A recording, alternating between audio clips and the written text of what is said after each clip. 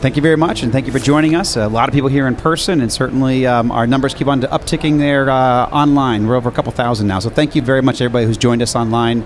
And very excited about my next guest, a longtime friend now from the Atlanta area, Jennifer Dennard.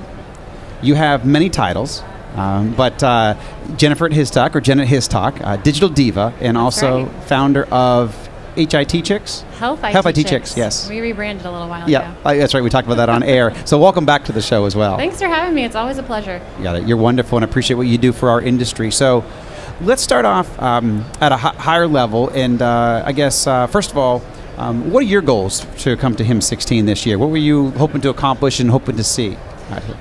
Well, I'm in the content business. Yeah. So I'm always looking for what providers are in need of. What are their pain points? How can I translate that into a compelling story for HIS Talk? And especially this go around at HIMSS, I've been really trying to tune into what ONC and CMS have been busy talking about, and they've had so much news come out in the past several days. I have been very fortunate to be afforded a few minutes with Andy Slavitt, and it was really great to be able to pick his brain about interoperability, the great work that they're trying to do in terms of easing back on meaningful use, getting macro rolled out. So it's always nice to have FaceTime with folks like that. Sure. No, and we had Karen on the show yesterday, so she came in and kind of talked a little bit about her day and some of those meetings. So it's great. And also, I just love every single year they seem to be more engaged in our industry. I agree. And that's impressive. I mean, they have busy day jobs, but they also realize this is their day job. Right. Coming to these conferences and sitting with stakeholders and educating populations, and we can do anything with education. So I think just continuing that openness and transparency. Yeah, I think they make they tag team really well. I agree. When Andy Slavitt tweeted that comment about meaningful use earlier in the year, it wasn't long after that you saw the blog come out, co-authored by the two of them. Yes. And then I attended the session yesterday where they kind of brought us up to speed on where meaningful use got started, where it's been, what their hopes are for MACRA, and there's just a really great sense that the patient is number one. Andy was very clear in that his customer is the millions of people who are on Medicaid and Medicare, and that's at the end of the day what it's all about. So while we're out here on the exhibit hall, the show floor, looking at technology, and I'm reporting on it, I like that our government leaders are trying to put patients first. That's fantastic. So let's talk a little bit about what are some of the top trends that you're seeing out there in the industry from your perspective. What are you seeing? I have felt a really nice sense of validation. You're not the first person to ask me that question. I got that question on the flight out here, which was of course filled with Atlanta health IT folks. And as we both know, Atlanta is the nation's capital of health IT. Yes. But so my initial answer to that on Monday, before I even landed in Las Vegas, was population health management, cybersecurity, chronic care management. And that's not too different from last year. But I have been validated when providers come up to the booth and talk about reading HIS Talk, and they say, oh, we're here on the show floor looking for cybersecurity solutions. Nobody wants to be the next ransomware victim. So I feel like I'm doing my job. I got my ear to the ground. That's fantastic. So I always ask this question as a follow-up in the ways that you're addressing. So I guess, being a content provider, you're addressing it through education and communication and collaboration. But how do you address those trends from His Talk and HIS Talk's perspective? Well, we have a really strong readership, and our readers love to tell us what's going on in their world. Sometimes they'll report the news before the vendors or the government reports the news. So that's how we kind of we get our news sometimes through that lens, and then we'll validate it, verify it.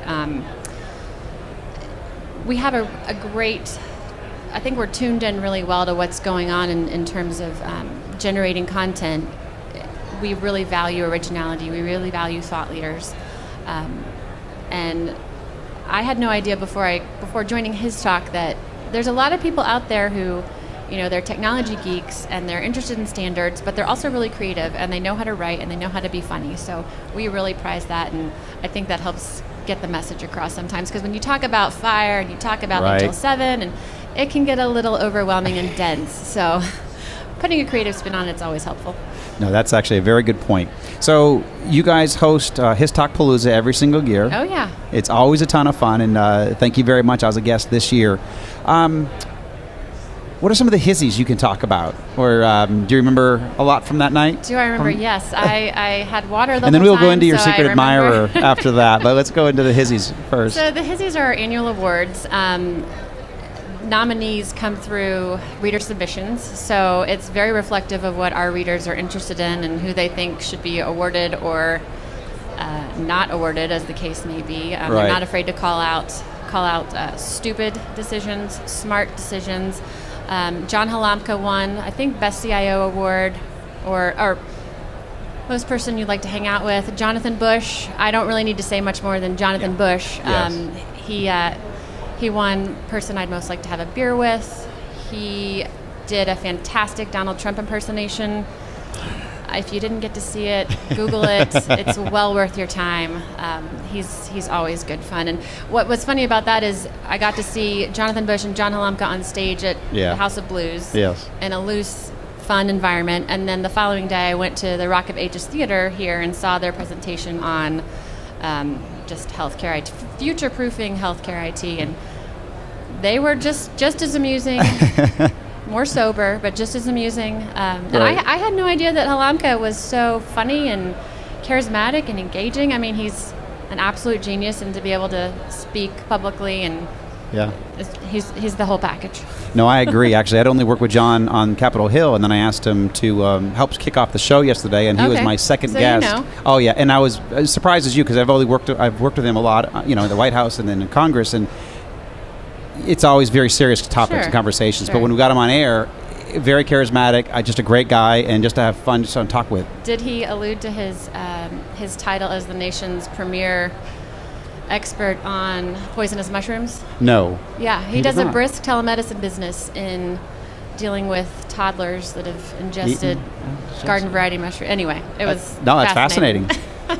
He did talk about how he had to roll off his stint as Standards chair and all that after he was termed out after, I think it was like 10 years or something. So, impressive.